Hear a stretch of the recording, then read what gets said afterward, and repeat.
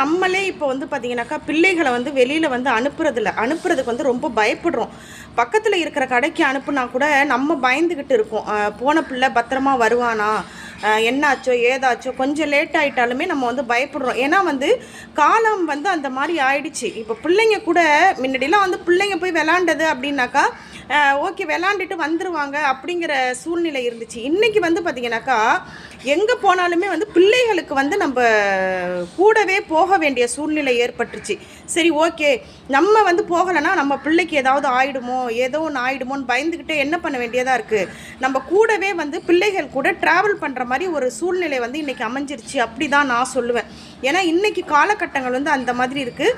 அதே போல் இப்போ வந்து செல்ஃபோன் எல்லார் கையிலுமே செல்ஃபோன் இருக்கிறனால நம்ம என்ன பண்ணுறோம், எங்கே போனாலுமே பிள்ளைகள்கிட்ட வந்து செல்ஃபோனை கொடுத்து அனுப்புகிறோம்.